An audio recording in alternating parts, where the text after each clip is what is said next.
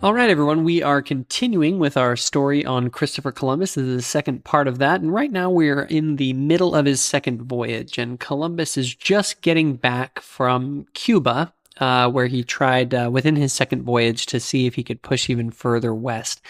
And he comes back and he gets to the settlement at La Isabela, which is on the northern coast of the Dominican Republic. And he's in terrible shape. He had nearly died on this journey. And to make matters worse, and this is very important, when he was gone, Marguerite, who had, 6 months before, he had given him 400 soldiers to go and kind of explore inland. Well, he went around stealing and abusing natives and doing all sorts of terrible things. And he turned Columbus' orders to explore the islands basically into a license for him and his men to go plundering kind of for their own personal benefit. Columbus' brother Diego and the others that were left in charge kind of rebuked him, and they told him that he needed to follow the orders given by Columbus to treat the natives fairly. But Marguerite didn't take that well, and he joined a group of dissenters to form a mutiny. And the mutineers commandeered 3 ships, and they headed back to Spain shortly before Columbus had gotten back. So Columbus comes back, and he's basically left to pick up the pieces of this mess. He returns not only with his health that's just awful. He was basically barely even functional. But also now the natives were nearing revolt because of what Margaret had done. And the Spaniards, too, were still all pissed off. And it was a bad situation. The enterprise was really probably on the verge of total collapse. That is until Columbus' younger brother, his name was Bartholomew, stepped in. So shortly before Columbus got back in September, his younger brother Bartholomew had arrived, and Bartholomew was likely Columbus' closest friend. He was a true believer in Columbus's vision, and had been seeking out funding from other kingdoms when Columbus had set sail on his first voyage. But now he had kind of caught up with him on the second voyage. He found that there's all this chaos when he arrives, and, he was happy to see his brother, but he was also obviously really concerned when he got out there because his now famous brother is terribly ill. Things are kind of crazy, and he kind of steps in to clean up the chaos that had broken out while Columbus had been away exploring southern Cuba. Now, Bartholomew essentially became like the de facto governor throughout the fall and winter of 1494 and 95. As Columbus was slowly regaining his health, he was given the governing title El Adelantado, kind of like the leader. And unlike Columbus, who was known for kindness and patience and kind of being pretty easygoing with people, Bartholomew had the temperament of, what you might think of like a stern school principal, and he began to enforce a bunch of strict measures on both the Spaniards and the natives in order to restore order to things. Neither side liked this imposition. Complaints about the state of things on the island also must have been reaching the King and Queen of Spain that summer. In the fall of 1494, they sent a letter requesting that Columbus return if possible to give an accounting of what was going on. Because, they're getting these people that are going back. Margaret had just got back with a bunch of people, and these people are kind of complaining. However, Columbus he's in really poor health that fall. And the chaos in the settlement is going on, and he doesn't really have any gold to show for all the work that he's been doing. And so he didn't go back, but he all of a sudden now he feels more pressure than ever to, deliver to the king and queen, because he's worried that they're losing faith in him and that they might pull their backing and destroy the whole thing. It might all been for nothing. Illness at this time was another major problem, both for the Spanish and the natives. But the fate of the natives was obviously far worse. Essentially, a pandemic had broken out among the natives due to the new illnesses that were brought by the Europeans, and they began to die in large numbers. Also, food supplies from Spain were running low, and the desperate Spaniards would go out and pillage native villages for food. The situation in the settlement, which was on northern Dominican Republic, in the fall and winter of 1495 was terrible. It was awful. Columbus slowly came back to health from the brink of death, and chaos just kind of seemed to be the order of the day. And by the spring, things were really reaching kind of a fevered pitch.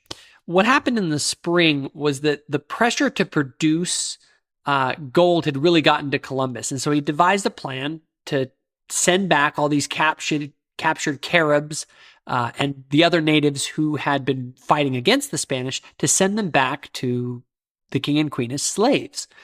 He did this, and he kind of naively thought that the king and queen would be pleased by this, because he thought he'd send them back and they would become civilized through being in Spain as slaves, and then they could get taught Christianity, and that would save their souls. They'd get baptized. And in Spain during the time of Christopher Columbus, Isabella, and in some other areas as well, Christians could not be slaves. So the idea was send them back, reform them, get them baptized, and then they could be made free citizens.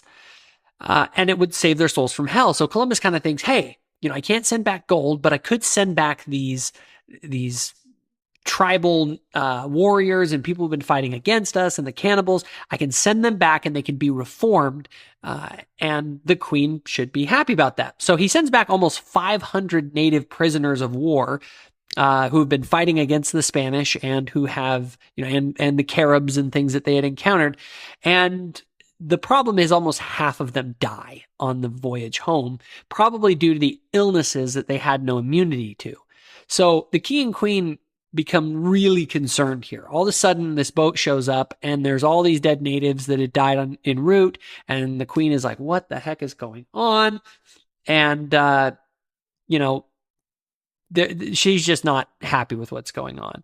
So by March, late spring, or kind of mid-spring, I guess, the chiefs had had enough of the Spanish running amok in their territory. Several chiefs, led by a guy named Caonabo, banded together in an alliance against the Spaniards.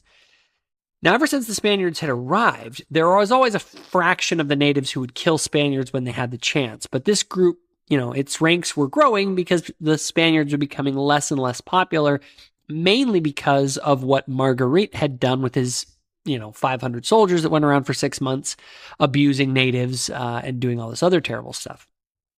However, this feeling was not universal. Guacanagri, the chief that was originally friends with Columbus and remained friends with him, was probably more aware than any of the other native chiefs that the Spanish were vastly more powerful than the natives in this kind of an emerging new world order. And so he decided to ally himself with Columbus. He must have realized that by doing so, he could advance his own position over his native rivals. And he trusted that Columbus had good intentions due to his personal friendship with Columbus. Guacanagri was likely the only native chief who had had a significant personal association with Columbus at that time. So by the end of March, the alliance of these native tribes who wanted to expel the Spaniards kind of reached sufficient numbers that they formed this huge band of warriors, perhaps thousands and thousands of warriors. And they were intent on completely exterminating the Spaniards from the islands. And, they basically wanted to do to them what they had done to the 40 men who were left behind on the first voyage. So Columbus at this time, he assembles what is sort of a ragtag army. The Spaniards are not in good shape at this time. And he also had native allies with him, Guacanagri and his warriors. And there were a couple hundred Spaniards, but they were suffering from poor health, lack of food. It wasn't, great. On the other hand, Columbus knew that the army he faced was headed by the chief who had killed all the men on his first voyage, including some of his relatives. But they were significantly outnumbered, and Columbus was not crazy confident that they were going to be victorious. So now it should also be kept in mind that the Spaniards had been fighting the Muslim armies for centuries at this point, and they were skilled warriors with superior technology, including primitive muskets. So what they did is they surprised the native band of warriors on the battlefield when they started to approach them. They went out to meet this large warrior band. And what they did was they basically rode in on the sides with horses, and they set loose a bunch of these large war dogs that the Spaniards have on the natives. And the Spanish horsemen were in armor, and they were nearly immune from the weak native kind of wooden spears that they were throwing at them.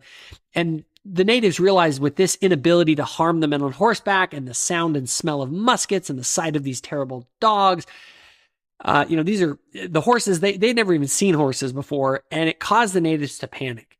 They broke ranks and they began to flee, and this large native band of warriors routed, and they all are running away, and they were killed and captured. And afterwards, Caonabo, the leader of that uprising, he had escaped.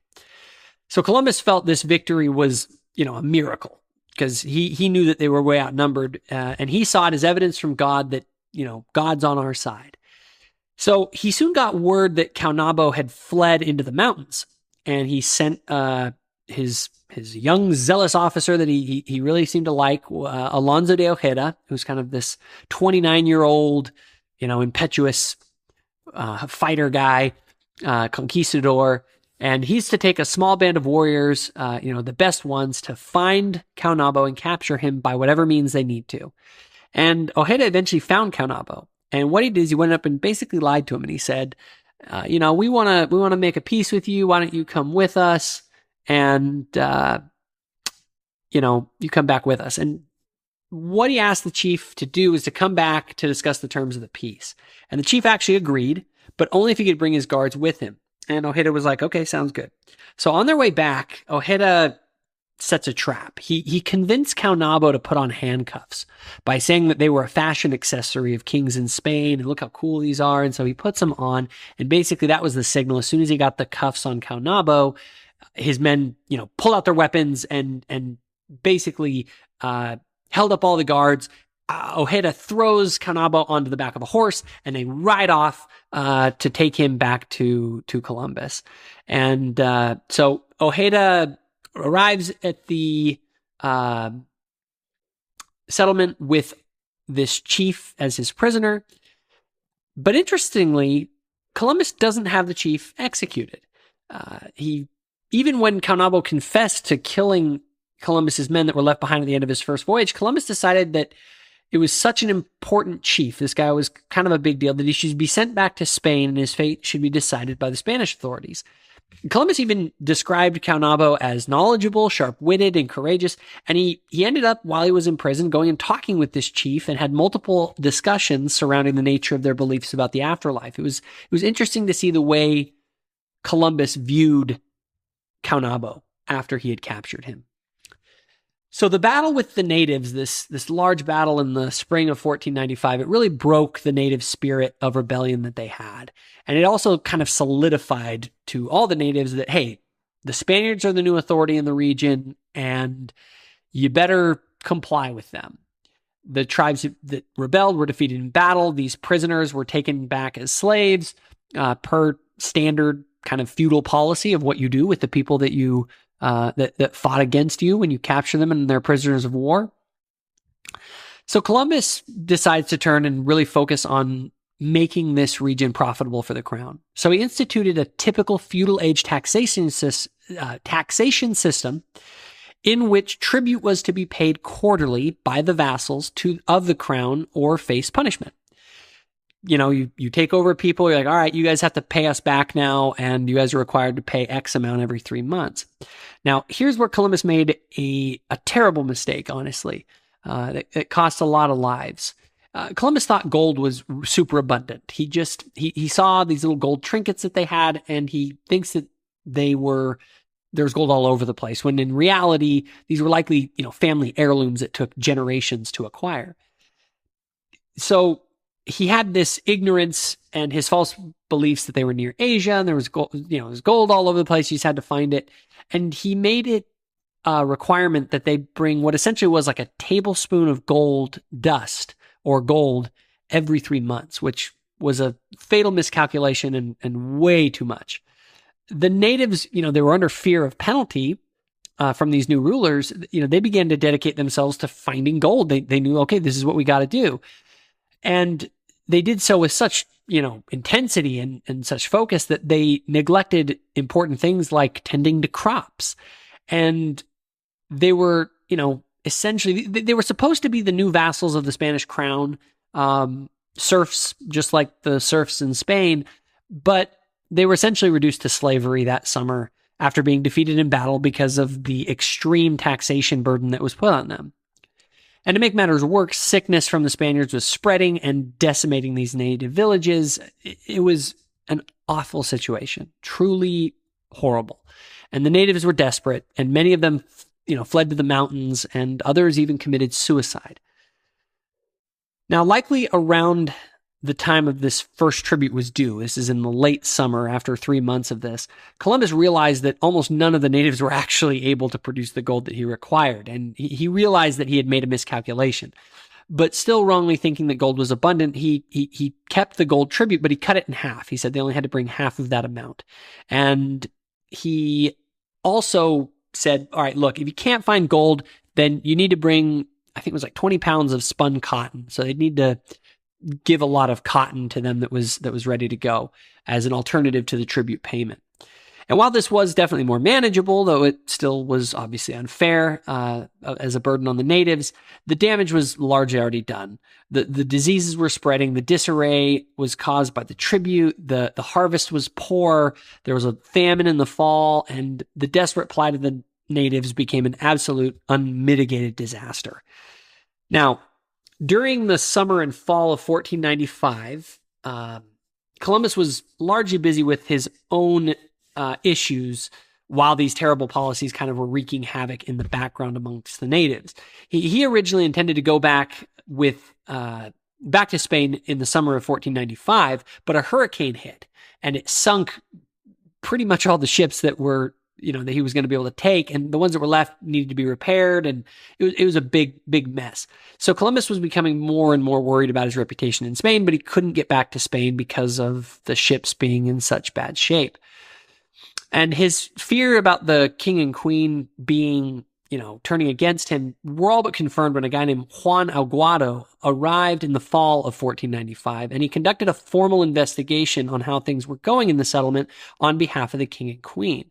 And his timing could not have been worse. The famine that had struck the natives was also causing the available food for the Spanish to run low, as they relied on food that the natives provided.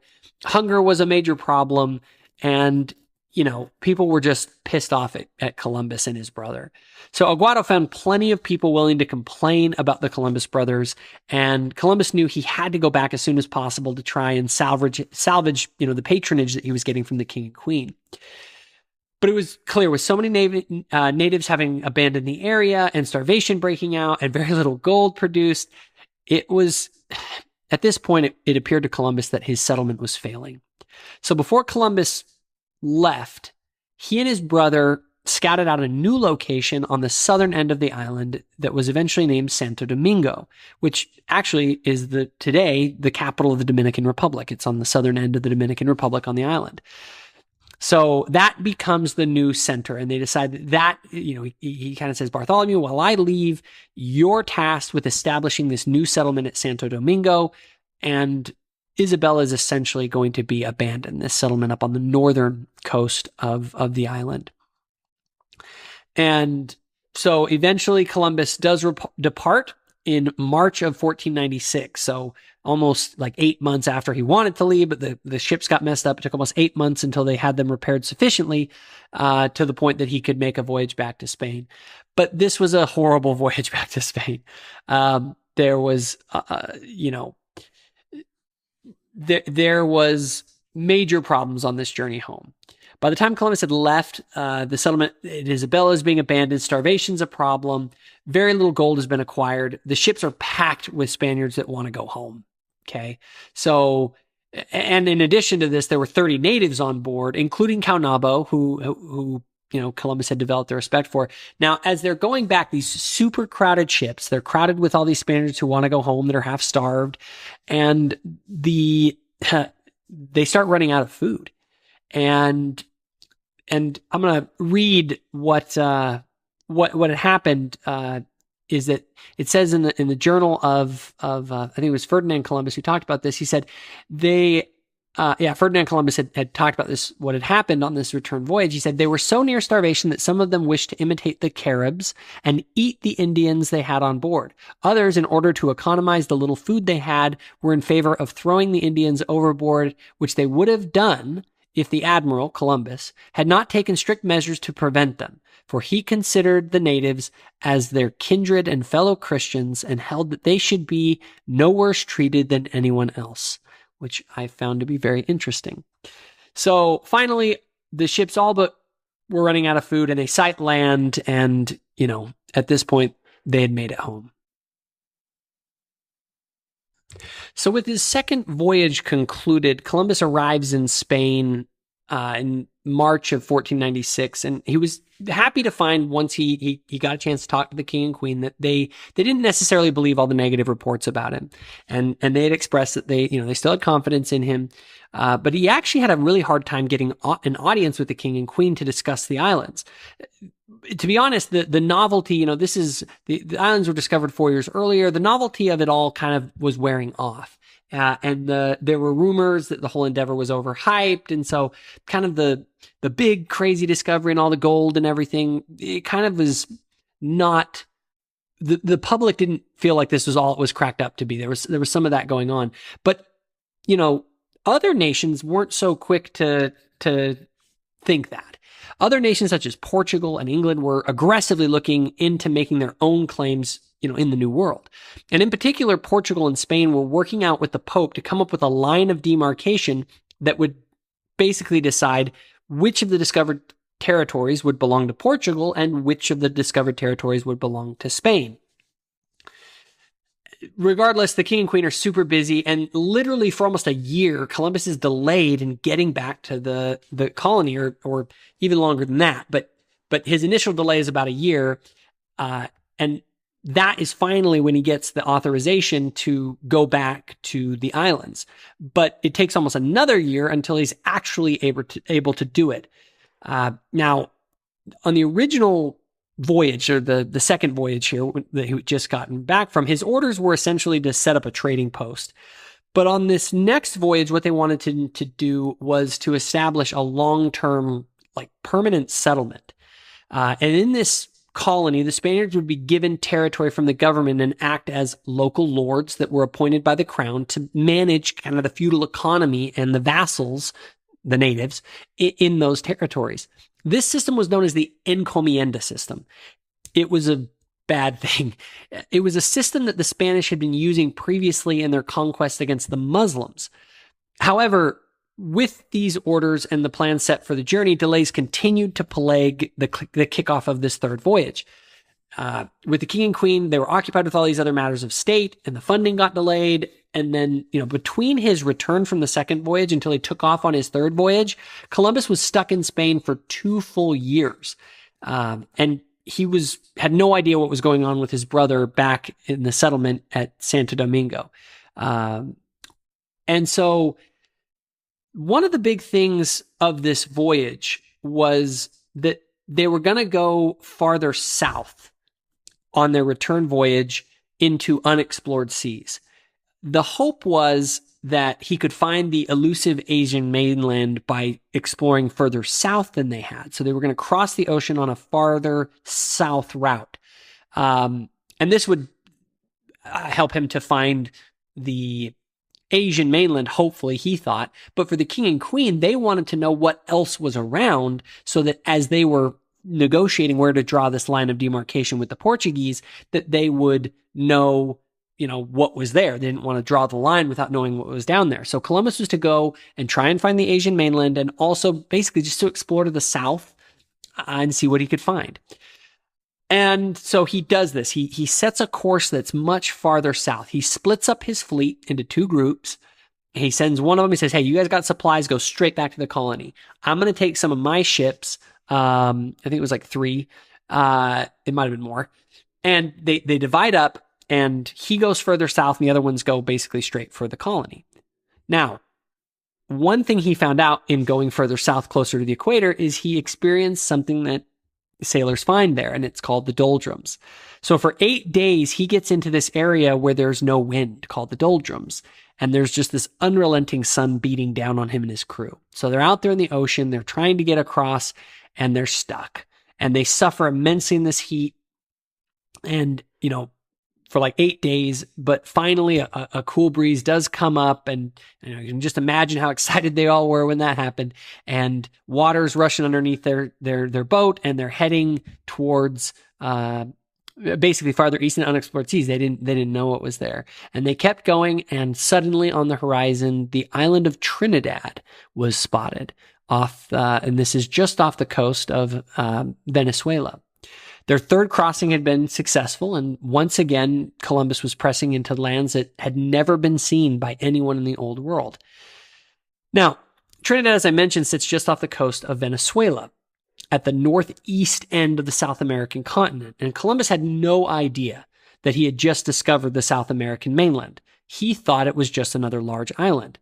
However, while he was exploring the Gulf on the other side of Trinidad, called the Gulf of Paria, he found natives, and these natives were, friendly, and they also seemed to have an abundance of pearls, which he believed that could be used in future, return voyages, and they could send pearls back to Spain, so he was excited about that. But problematically, Columbus's native godson, Diego, found that he couldn't speak with these natives. They spoke a different language. And so, as was his custom in a new area where they couldn't speak the language, he took some natives by force to act as interpreters, guides, and diplomats, brought them on, treated them well, gave them gifts, and promised to return them unharmed if they would cooperate. And in the coming weeks, while he was pushing along what is now the northeast coast of Venezuela, he notices these massive rivers that are coming out to the ocean. And he realized that such massive rivers can't come from an island. And it suddenly dawns on him that he may have found a continent, like an entirely unexplored world. He didn't call it the New World, he called it the Other World.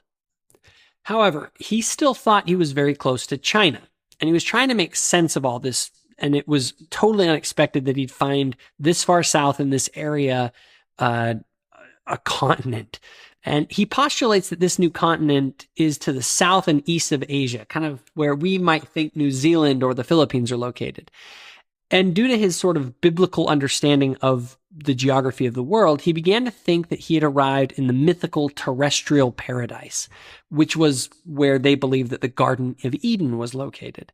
And so he marvels at the implications of this discovery, and he wanted to explore more, but he also knew he had to get back to his brother in the colony with the supplies before they went bad. And so he turns up north and he heads back to his brother at the colony. And it was another act of pretty incredible navigational skill. He was in uncharted waters, and he makes an almost perfectly direct course from the northern coast of South America to Hispaniola and the colony there, which is modern Haiti and Dominican Republic. And he makes it to the settlement of Santo Domingo, and there he's, reunited with his brother. They hadn't seen each other in over 2 years, and they had a lot to discuss. So while Columbus had been gone, a prominent settler named Francisco Roldan, he fomented a full-scale rebellion against Columbus's brother Bartholomew and the others that were loyal to Columbus. And he and his band of rebels had rejected the authority of the Genoese Columbus brothers, and he said, "We're only loyal to the Spanish crown." And to complicate matters, the ships that Columbus had sent directly to the island, they actually had gotten lost. So when Columbus arrives, those ships actually had just barely arrived just before him, but they arrived on the side of the island, on the other side of the island. And when they did, they ran into Roldan's rebels. And these rebels were able to basically convince the people on the ship to join them and to become loyal to them. The rebels they convinced most of the crew to do this and to turn on the Columbus brothers. And they did this by promising them women, gold, and freedom. They basically like, look, these Columbus brothers don't let us go out and do what we want. And if you join us, you're going to be able to do what you want. And so, these sailors and adventurers were kind of like, okay, sounds good. And Columbus is in an extremely bad situation when he gets there. This was not a small rebellion. There was a legitimate concern if he was even going to be able to hold on to control of the colony. It seems as though, by my study of it, that Roldan actually had more popular support, but Columbus had the authority of the crown. And so there's sort of this dynamic that begins to play out. Now, Columbus works for months to try and regain control. His strategy to regain control is basically to try and rid himself of his rebels. Like, get these guys out of here, let them go back to Spain. And he grants them passage to Spain without any charges against them for the rebellion. And says, look, you guys can even take along your possessions, the gold, the slaves you've acquired, just get out of here, basically. But the natives these rebels, they were emboldened by this. they saw his appeasement and they began to push even harder. And they demand not only to go home with all their possessions, but also to receive letters of good conduct, and so that no future accusations can kind of ever be made against them. Knowing that Columbus does not have enough, loyal to him to force a better deal, by late fall, Columbus himself relents. He realizes he has to agree to the demands of Roldan and his rebels. And they begin to make preparations for getting these rebels back to Spain. So Columbus is busy with this negotiation with the Spain. They kind of are like, all right, they will, we'll give you guys letters of good conduct. We'll let you guys keep all your stuff. You guys can go back to Spain. Now, in addition to negotiating with the rebels, Columbus begins to implement the permanent settlement plans that the king and queen had ordered. This encomienda system was not out of the ordinary for the feudal world. It had been the standard policy of Spain during its conquest of the Muslim territories in the preceding century. The system granted a Spanish aristocrat a particular area of land over which they would serve as sort of an underlord to the Spanish king and queen, and they would be tasked with managing the vassals and the economic output of the region and pay tribute to the crown out of these regions that they were over. And much like other feudal systems, the people who lived on the lands were subjects of the crown. They weren't slaves, but they were serfs. This was a serf system, just like what was found in most of feudal Europe. Now, these subjects would be expected to pay tribute to their local overlord, who is to provide protection and administer justice. And as was customary in feudal systems involving conquered territories, existing local chiefs or leaders would often be recruited to assist the local magistrates and thus retain some level of prestige in the new system. So basically, these local chiefs, they kind of go along with this encomienda system because the local lord comes in, the Spaniard comes in and says, look, we can either kill you guys, enslave you guys, or you can be my lieutenant. You can be one of the people who helps me make sure this whole thing runs good. And so they kind of tap into the existing power dynamics to gain control over an area, with obviously these local leaders wanting to be able to retain some kind of power, these local chieftains. Sadly, this system, regardless of how the monarchs thought it would work, essentially turned into the native people being turned into slaves for Spanish exploitation. It was an absolute disaster. The natives continued to suffer illness and oppression, and it was horrible. Okay? There's no way around that. Now, meanwhile, Columbus was focused on trying to rid himself of the rebels and retain control of the enterprise. And by spring of 1499, after various delays, the time for the rebels to leave had arrived. But they sensed that Columbus didn't have the ability or will to push back against their demands, so they refused to leave. And the rebels begin making all these excuses about how the boats aren't seaworthy and other things, and then they start saying, we want to make some other demands, right? And they even get some of the local tribes to join with them. By making promises, false promises of freedom if they join with them and rolled on, and that all turned out to be a big lie, and they enslaved them and did horrible things to them. But anyway, by the time the hot, rainy summer season hits, Columbus feels like he's on the verge of losing control again. But in order to retain it, he basically is forced to grant essentially everything Roldan wants. He allows the rebels to retain the land that they had, their slaves, their pay. He gives them letters of good conduct back to Spain if they want to go. But probably most humiliating of all, Columbus actually consents to giving Roldan the ability to punish Columbus physically if he breaks any of his promises. And Roldan essentially becomes kind of an equal to Columbus. And that was the way Columbus was able to achieve peace, but he really was not in full control. There was just too much pushback against him trying to control the Spaniards. Still, many of these rebels no longer are interested in remaining on the island, and that fall, many of the rebels leave, and they actually took with them 600 of their slaves with them when they went back to Spain. However, at this time, because of this negotiation with Roldan and kind of basically granting him power alongside of Columbus, there was some level of peace that was finally being able to be enjoyed. And but just as this happens, Alonso de Ojeda, that young kind of captain, he had gone back to Spain. Well, all of a sudden, he shows up leading a small group of ships from Spain. And Columbus is like, wait, what? And he explained that he basically had been along the South American mainland as well. what's apparent is that he had found out about Columbus's route from the previous year, and he had convinced the king and queen to let him conduct an exploration expedition. And Columbus at this point feels totally betrayed. In his written agreement with the king and queen, he was only supposed to be allowed to authorize voyages of exploration. This was kind of his thing. He didn't want someone else going out and making these discoveries and claiming all the credit for basically the work that he had done. So Columbus now faced the prospect of other people reaching Asia and the Great Khan first and interfering with all of his plans and vision. And, that was the way he had negotiated the deal with the sovereigns in the beginning. Now, Ojeda is bothered by Columbus's reaction.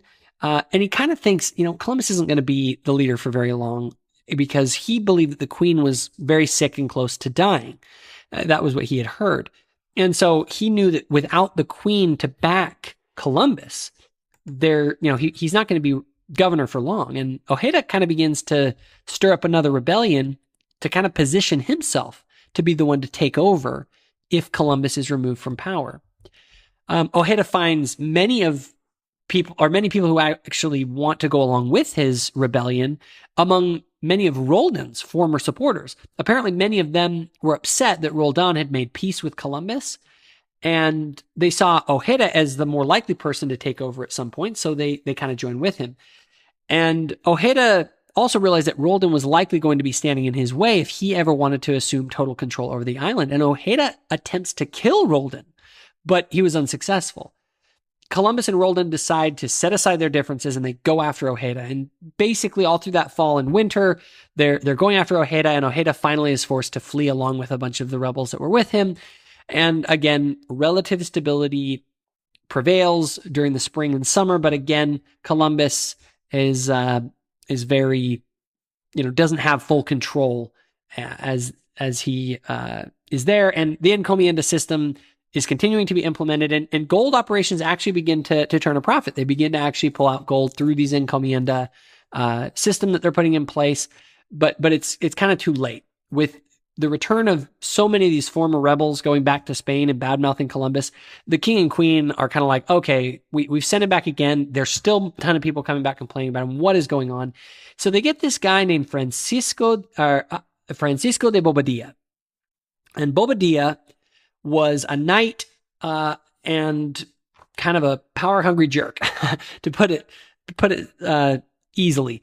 The king and queen say, look, you go over there, Bobadilla, and here's what you're going to do. If you find that things aren't being run well, you can take over.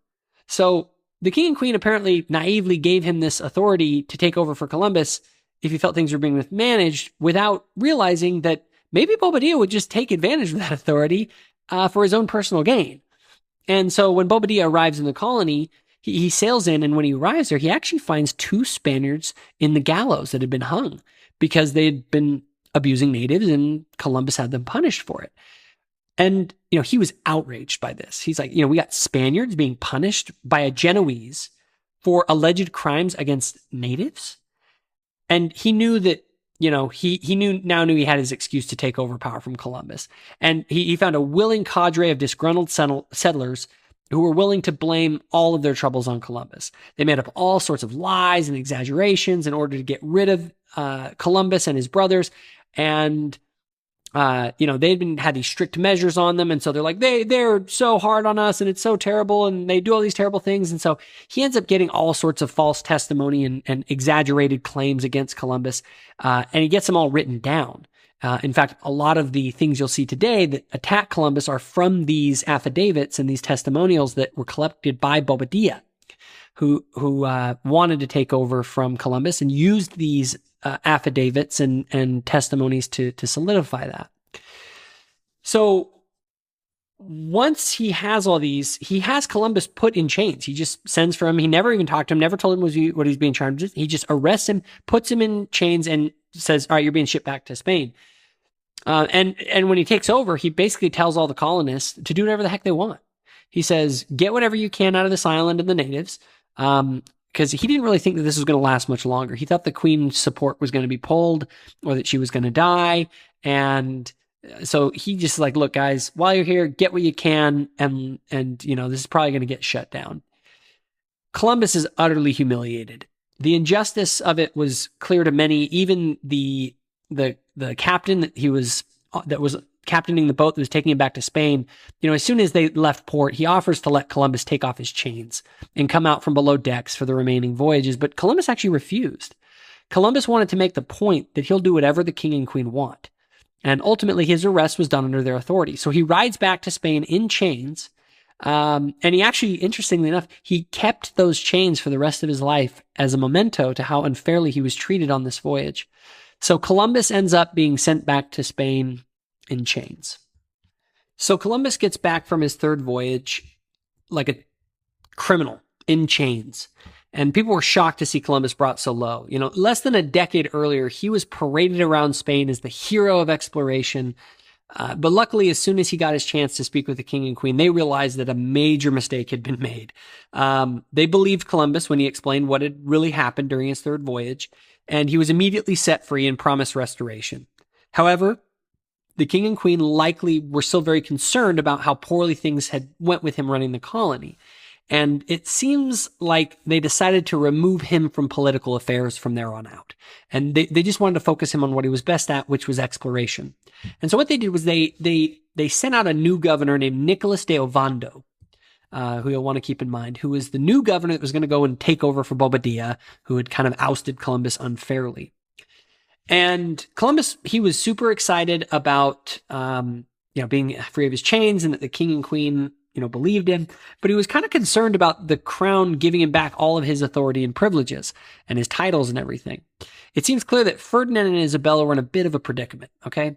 They had originally thought that Columbus might find some small islands, like the Canaries, and set up a trading post with Asia. And in return, he would be entitled to some portion of the proceeds. However, the crown now is realizing that they had stumbled onto an entirely new continent. This was massive potential. And giving such a significant share of this huge resource to Columbus probably didn't really seem reasonable to Ferdinand, especially as it would have turned him, Columbus and his heirs into significant geopolitical players. They would have been like governors of this massive territory. So while they did restore many of Columbus's privileges, full restoration was not forthcoming. Nevertheless, and perhaps and I actually think probably to placate Columbus, they decided to send him out on another voyage. On one hand, this would help kind of restore Columbus's sense of dignity and honor, but more importantly, it also would help them to explore even farther to the west. The hope was that he would be able to find the Asian mainland and perhaps go even farther and potentially circumnavigate the entire globe. So Columbus jumped at this renewed chance to bring about his vision and restore his honor. So with renewed eagerness, he goes out there and begins hand-selecting a crew for his fourth voyage. He even included his son Ferdinand, who had just turned 12 and was old enough to go out with his father. And Columbus, he felt rejuvenated. At this point, he has this chance to get back out to sea to do what he loves most, which is explore and sail. He has his brother with him, his son, and he gets to kind of choose his most trusted associates to go with him on this voyage. And it ends up, honestly, his fourth voyage ends up being the most incredible nautical adventure of all of his voyages. It's actually pretty amazing. And so anyway, he sets sail. He has 4 ships. He has 140 men with him. And he set sail in May of 1502. And his goal was to go as far west as possible to find China and, if possible, attempt a circumnavigation. So he's just going to go for broke and go west. And with his usual ease, he makes another smooth crossing, gets out of the Caribbean. But the problem is that it's hurricane season when he arrives. Now, he didn't know that. They didn't know about hurricane season. But Columbus had an uncanny ability for predicting the weather based on the ocean conditions. And when he got to the Caribbean, he could sense that something wasn't right. Columbus felt that there was a big storm coming, and he had been ordered to stay away from the colony, from the king and queen, due to his many enemies there. But, with this threat from the weather, there were problems with one of the ships. He needed to send back some letters to Spain. So he decided, what, I'm going to go to the port at Santo Domingo in the colony, even though I'm not supposed to go there. Well, when he arrives there, the newly appointed governor, that new governor the king and queen appointed, Ovando, he refused to let Columbus stay in the port. Governor Ovando likely felt that Columbus was a threat to his power, because Columbus still technically was supposed to be the governor of the islands. Now, Columbus found that Ovando also was sending out 20 ships soon. He was going to be sending them out to Spain. And on board were these ships were actually, he was sending back Roldan and Bobadilla, who were, Columbus's former enemies. And Columbus warned them all, like, there's a storm coming, you guys. Like, I can sense it. Like, don't leave. But they all kind of laughed him off and mocked him as this kind of crazy old mystic, and they set sail anyway. Well, Columbus knew he couldn't delay any longer. He knew that this storm was coming, and so he began to look for a protected bay. And upon finding one, his ships, they go into this bay, they drop all the anchors they can, and they're going to hold on for the storm. Now, meanwhile, the 20 ships who had just days earlier were laughing at Columbus and mocking him, all of a sudden, they become concerned as they see dark clouds on the horizon. And that concern likely turned to absolute terror as the storm hit. But it was too late. All 20 of those ships were torn apart by the hurricane's wind and waves, and all aboard were drowned.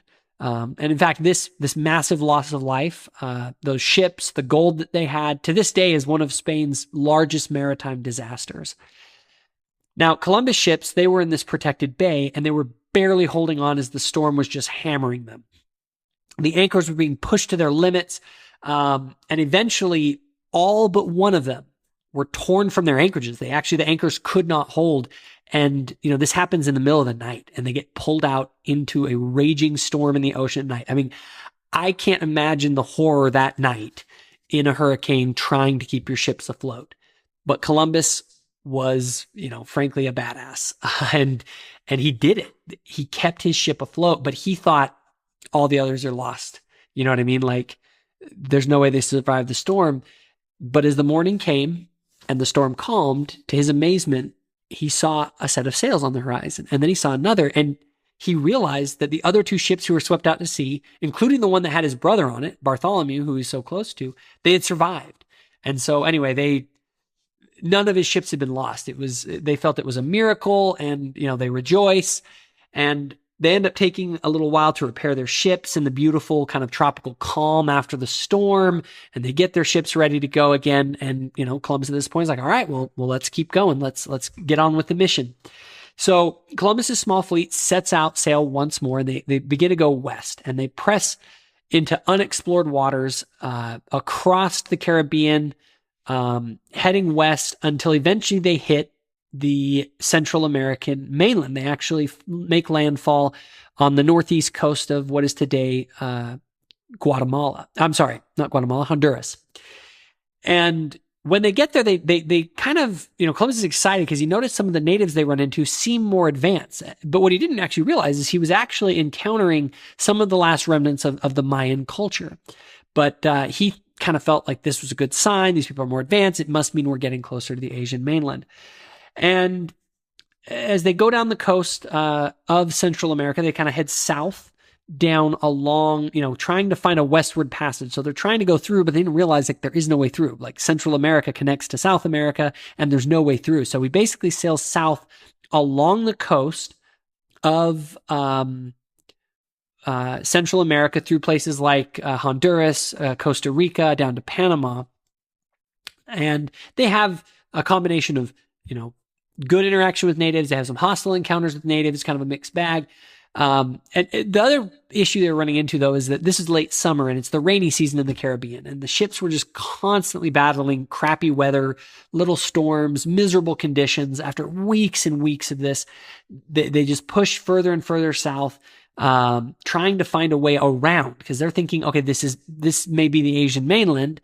And so they're thinking if we continue to go south, we'll find a way around it and we can continue to go. And anyway, so they're doing this, and there's an interesting anecdote that comes out of this. It's actually kind of a terrible story, but it's interesting nonetheless. One day when they pull into one of these bays, Columbus sends some gifts out to the natives to, show, hey, we're here in peace.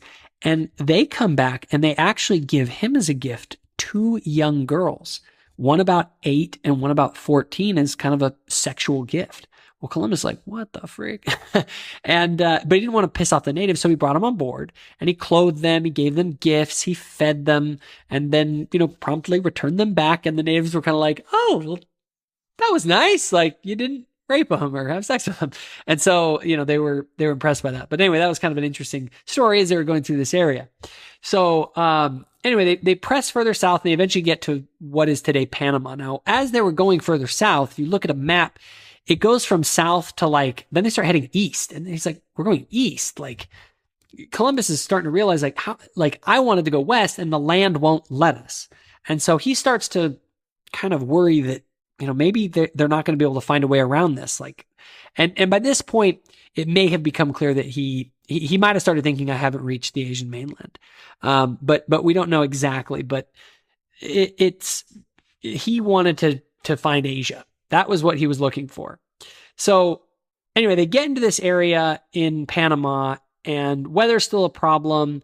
They don't think they're going to be able to find, get around the world or make it to Asia, but they did find an area down there called Veragua that had a particularly promising outlook for gold. So Columbus decides to set up a gold mining outpost there. He says, let's do that, and then we'll return to Spain. But he wasn't able to find a good protected bay. So he found this large river mouth, and they sailed into it, kind of this narrow entrance to this river mouth, and dropped anchor there. However, after getting into the river mouth, they realized that they had sailed in on a day when the rains had created a deep channel, like the river was really raging that day. And the next day when they were in there, all of a sudden they realized their ships were trapped inside because the water level had dropped in the river, and now they couldn't get back out over the sandbar. And so anyway, they're like, crap. But they figured, you know what, the rain will come again and, we'll be able to get the boats out. But in the meantime, they're like, well, let's go about setting up this settlement, which they called Belén, which is actually Spanish for Bethlehem, that would act as their, base of operations for collecting gold from that region. And the natives were initially friendly toward Columbus and his crew, but that changed when they started to realize that the Spaniards weren't just temporary visitors, but that they were intent on setting up a permanent settlement on their land. And so the natives began to plot an attack to drive out the Spaniards. Now, Columbus and his men had got word of this plot, and in response, they devised a plan to capture the chief and his family and hold them hostage to deter the attack and negotiate. Columbus and his men end up tricking the chief into believing that they were coming on with, some medicine to help him treat an arrow wound that he was suffering from. And so once they're inside, they pull their weapons and they take the chief and his household out as hostages. Now, they start heading back to the ship, but while en route, the chief was cunning and he was able to convince one of the guards to loosen up the restraints that he had on. And he was actually able to escape. And so he escapes, he goes back to his village, and he gets his warriors, and they attack. Columbus and his men kind of figured they were going to attack, so they were ready, and they were able to fight off this attack by the natives. And after they had done that, they felt, okay, well, we've beaten back the natives, they shouldn't be too much more trouble. Plus, they kept the members of the king's family as sort of a bargaining chip. You know what I mean? Kind of holding them hostage is like, don't attack us, and we'll treat them well, but leave us alone. And Columbus makes preparation to take his 3 ships back to Spain.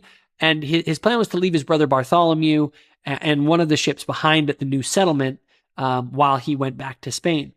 And to Columbus's delight, it began to rain really heavily and about this time, and it cleared the channel out enough for them to get these 3 ships out.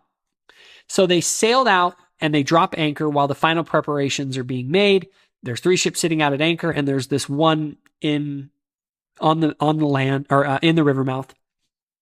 And while these 3 ships that are out at anchor, which have on them the king's family members, they sadly they try and make an escape one night, and this is a real tragedy because some of them were able to escape, but those who were not were put back down below decks. And in the morning, when they went to check on them, they found that they had actually all committed suicide. They had hung themselves using the ropes that were below decks. So now Columbus, this tragedy happens, and he now thinks, I don't have any way of deterring the king from attacking us because they all committed suicide. And so with 3 ships that were left at anchor and one remaining in the river mouth, the natives attack again. And this time the Spanish weren't quite prepared for it. And they kill several of the Spaniards who were in a lifeboat on the river. And the Spaniards suddenly realize that they're not going to be able to fend off the native attack. They desperately tried to get the fourth ship out to the other ships that were at anchor just outside of the river mouth, but they couldn't because it was too shallow. And they decide, let's just abandon the ship and the settlement.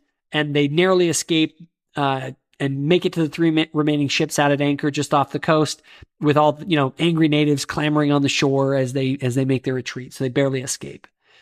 Now, with the abandonment of this attempt at settlement in Panama, what is today modern Panama, Columbus and his men wanted to get back to Spain.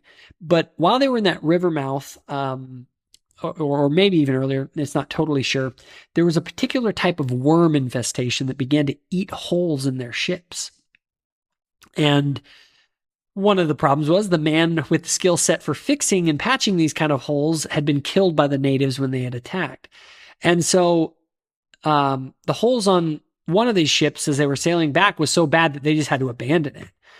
So he was down now to only 2 really crowded ships trying to make it back to Spain, and they were in really bad shape. These holes, had been eaten in them, and they were, and they were essentially sinking, and they were trying every day to bail out the water and to keep them going.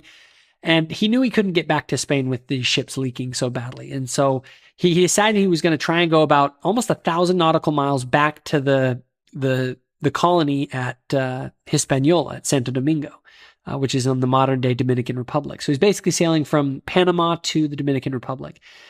And when he got there, he was hoping he could either get new ships or repair the ones that he had if they could make it there. But in desperation, they were forced to run the ships aground before they got there. They had to run them aground on the island of Jamaica in order to keep them from sinking. And just like that, in the summer of 1503, Columbus and his crew of 116 men were marooned on the island of Jamaica.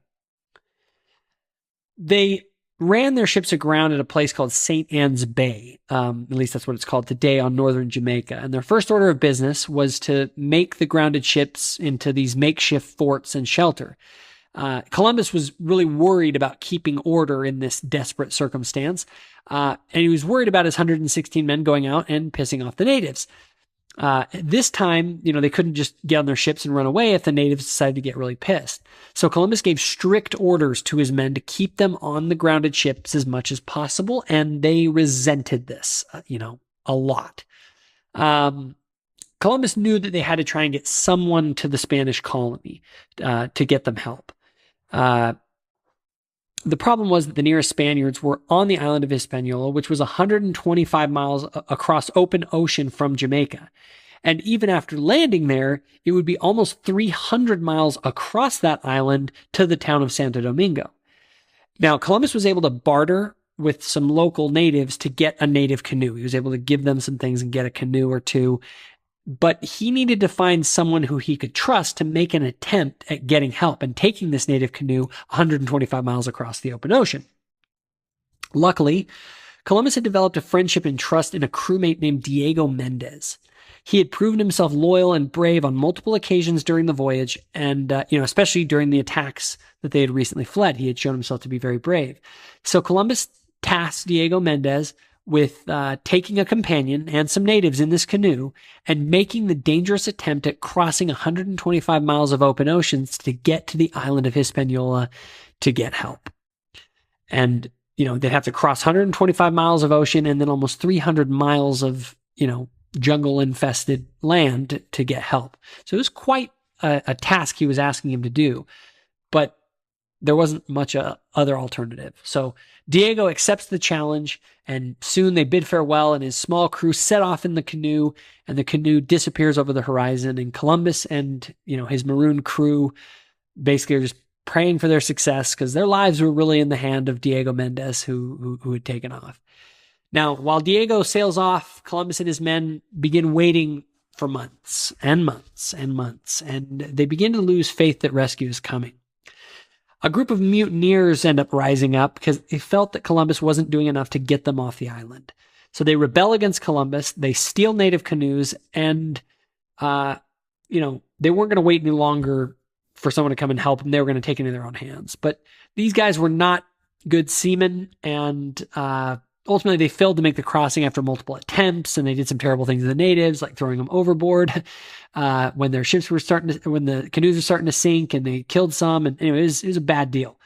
And so they made multiple attempts to cross. They couldn't do it. And eventually they come back kind of with their tails between their legs to Columbus and ask forgiveness.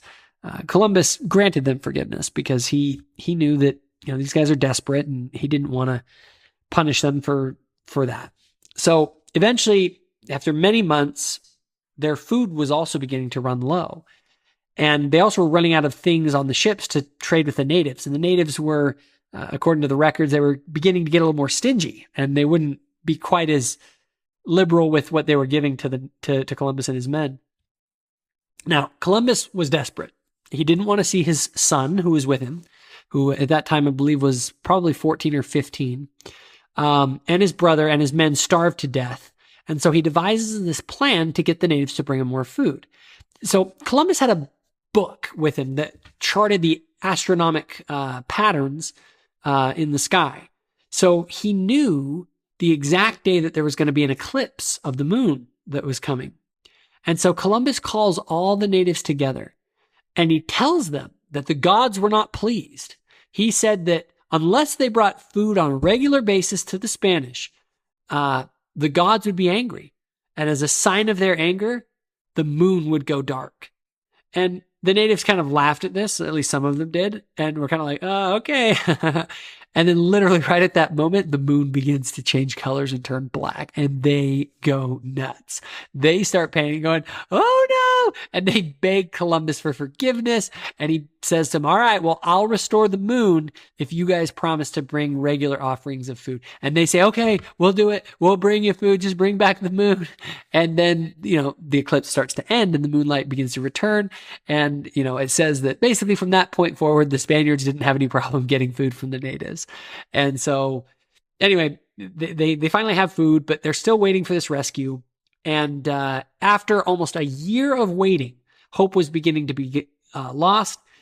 And then without warning, sails appeared on the horizon, and everyone is excited. They think, Diego's been successful. It's all over. They're going to be rescued. But it was actually someone that was sent by Governor Ovando. Ovando had got word of Columbus's plight, and he had sent a ship basically just to check on Columbus' condition, not to rescue them.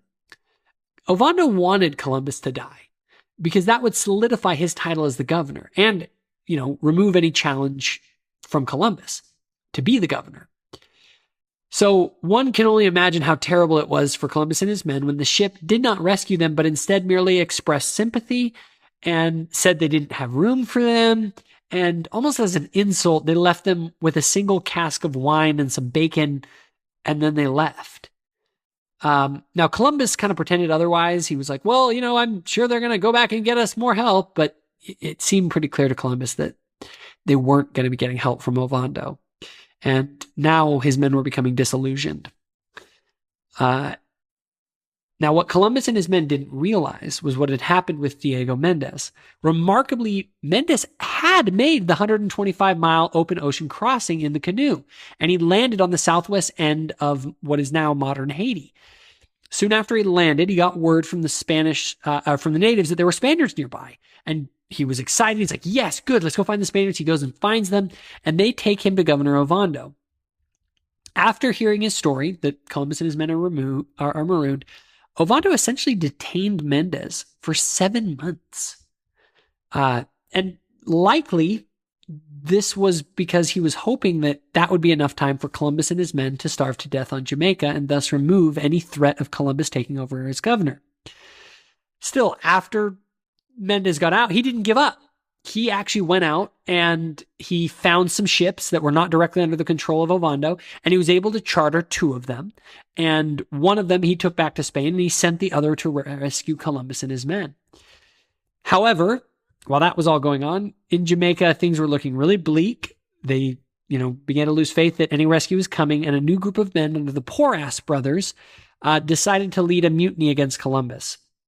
And again, they felt that they weren't doing enough to escape. They were sitting around waiting, and they shouldn't be doing that. And it ends up turning into a full bloody fight. Several people are killed, but the rebels end up surrendering, and Columbus, he recognized the desperation of his men, and he pardons all of them except for the ringleaders.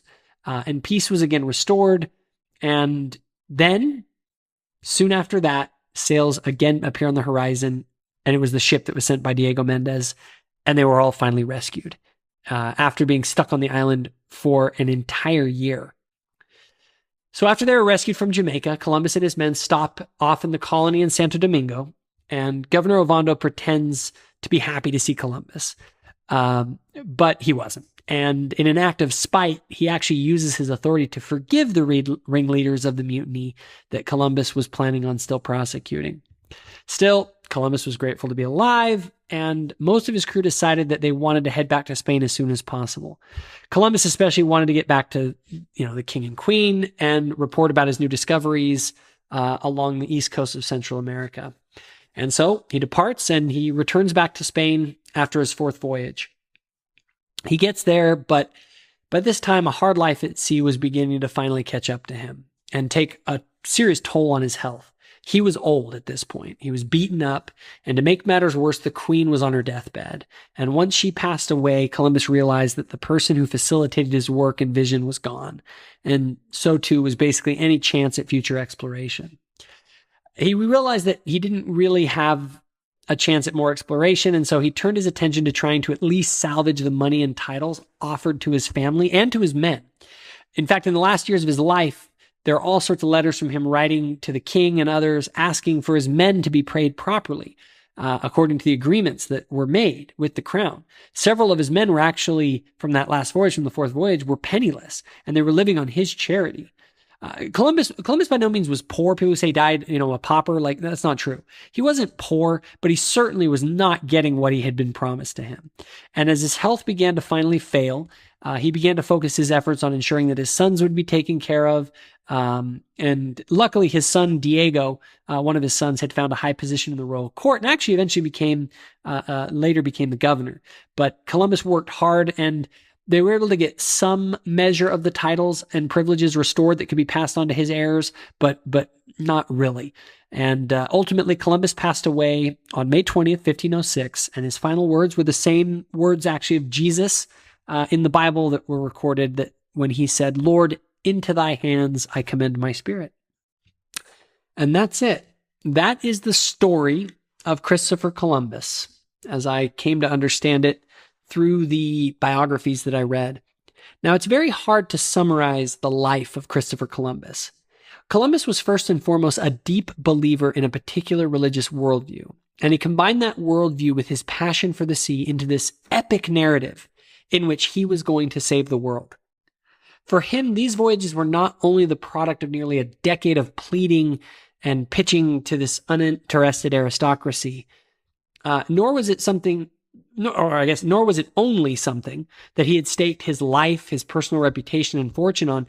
Instead, for Columbus, these voyages were endowed with sort of a cosmic significance that connected him not only to the salvation of his soul, but they were also connected to the salvation of humanity itself.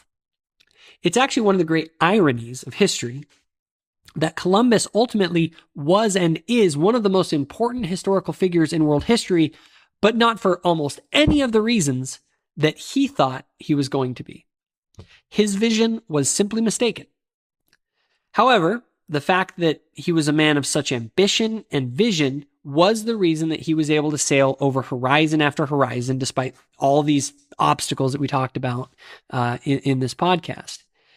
He was not a genocidal, gold-driven maniac who led to the genocide and enslavement of millions of people. That's just not the way to frame his story. The story is far more interesting, as we've kind of gone over. He was not just a conquering, greedy jerk invading a virgin land filled with innocent, noble natives that were living at peace with nature and one another, and everything was great. And I hope that that's clear if you do any research on it. But we have a holiday in the United States, Columbus Day. And what is a modern American to make of Christopher Columbus? He wasn't an American. He never even set foot in the United States. Why the heck do we have a holiday to this guy? Now, there are a lot of, important historical figures with incredible stories, and they don't have holidays in the United States. So why him? Well, I would like to argue that Columbus can and should serve in many ways as an icon of Western civilization and of values that Americans can and should respect. So let's go through some of these values and kind of what he's an icon of. First and foremost, he's an icon of exploration. Columbus certainly should be appreciated as one of, if not the greatest icon of exploration. People who are willing to go over the horizon and into the unknown are to be admired because they are the ones who push the boundaries of human knowledge and achievement. I think kind of inherent in the American spirit is the spirit of exploration.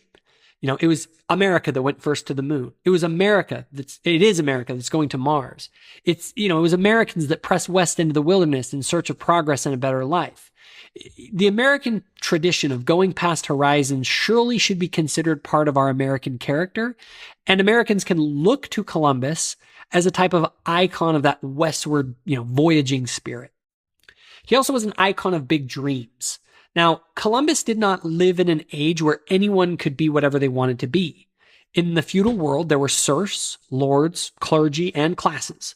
Columbus existed in a time when the darkness of the Dark Ages was just beginning to show a glimmer of light. And basically, he took advantage of that. It's kind of an echo of so many American stories. Columbus, the middle-class person with big dreams. Dreams of not only transforming the world, but of saving it. And he wasn't just a dreamer. He had that entrepreneurial spirit. He spent almost a decade of his life trying to sell this idea to investors who all laughed him off. And then finally, he gets these three, mediocre boats financed by an eccentric queen, and his crew are on the verge of mutiny, and then they sight land. And a whole new age begins because of this. Iconic to our American identity is this idea of the underdog beating the odds and the possibility of a single person being able to change the world.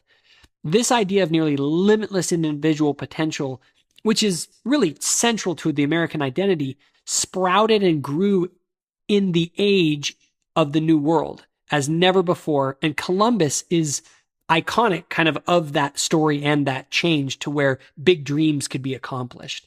He also is an icon of religious faith. Okay. Columbus was a devoutly religious man. In fact, sometime during his third voyage and for the rest of his life, he wore the robes of a Franciscan friar. And it's actually believed that he may have become a lay brother in that order.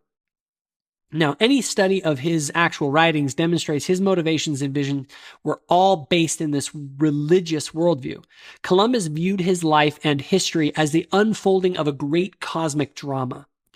Now, America, since its founding, has also seen itself in a religious light as part of a bigger cosmic picture. Fundamental to kind of the American identity is this idea of in God we trust. And it is totally clear that Columbus placed all his faith and trust in his God. Now, we may quibble about his particular theological ideas. And in fact, I think that his story is very instructive in helping us to avoid religious excesses. However, placing one's faith in God and oneself in a narrative of cosmic significance runs right to the very beginning of the American identity, and it seems appropriate that the first person to cross that great ocean and go west did so for religious reasons, just like so many after him did. He also is an icon of Western civilization. Americans are not and should not be cultural relativists. Cultures who engage in the sacrifice of children, cannibalism, sex slavery are in need of reform. And, to be sure, feudal Europe certainly was in need of reform at the time of Columbus. Also, Columbus almost always spoke highly of the natives. He wasn't someone who just went in and thought that they were all a bunch of savage barbarians. However, the reality was that Western civilization at his time was far more advanced in terms of technology, human rights, law, architecture, music, religion, etc., etc. Columbus' vision was to convert natives and to bring them into civilized Spanish society, and to make them fellow servants of the crown and Christians who were dedicated to God and thus could have their souls saved. His vision of bringing civilization to this feral people is much the same as the way Americans envision bringing democracy to places like Iraq. Sadly, Americans and Columbus have learned that is easier said than done. However, the desire to spread your values, to the world is not in and of itself wrong.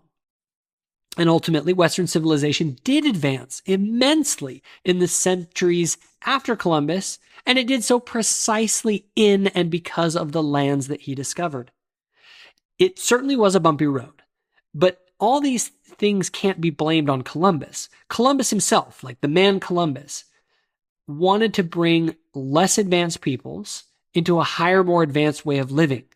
And this motivation is not inherently immoral, and certainly Americans want to spread their values to the world. However, as I already mentioned, his story is also extremely instructive for all of us about the complexities involved with doing that. Now, another thing that a lot of people don't realize, he's actually an icon of ethical advancement, which a lot of people are like, wait, what? I thought he was this genocidal maniac.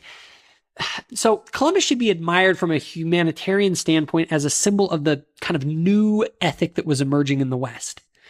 It may seem strange to some who don't understand his history and simply compare Columbus against their own standards of their day. The conquest of new lands by feudal kingdoms like Spain was totally new. And it was nothing new in the New World. The native chieftains had been enslaving and colonizing and subjugating one another long before Columbus and the Europeans had showed up. But what Isabella and Columbus kind of represented was this new and unique culture that was emerging in the West.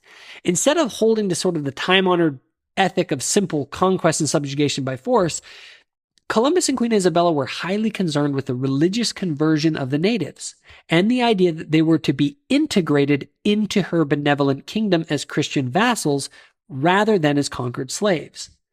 I mean, it's interesting that the people who actually fought against Columbus were enslaved, but even those who had been literally fighting to kill him and his men, he wanted to reform so that they could be brought into Christian civilization. He didn't just want to enslave them and punish them forever, which is, again, a very unique thing. There's not many people in history who took the very people who were trying to kill them and then just simply wanted to reform them and then make them into their brother.